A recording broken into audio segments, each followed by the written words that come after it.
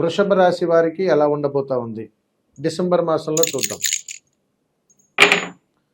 వృషభ రాశి వారికి డిసెంబర్ మాసంలో కోర్టుకు సంబంధించి, పోలీస్ స్టేషన్కి సంబంధించి, శత్రువులకు సంబంధించి, మిత్రులకు సంబంధించి అనేక రకాలైనటువంటి సమస్యల మధ్యలో చిక్కుకుపోయేటువంటి అవకాశాలు ఉన్నాయి.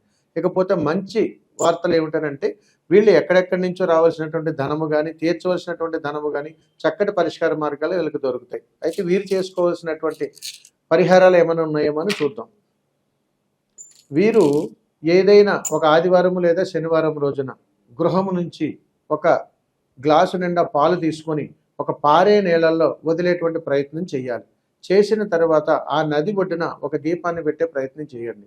ఇలా కానీ ఈ వృషభ రాశి వారు కానీ ఈ నెలలో కానీ జాగ్రత్తలు తీసుకోగలిగితే మంచి ఫలితాలు పొందేటువంటి అవకాశాలు ఉన్నాయి.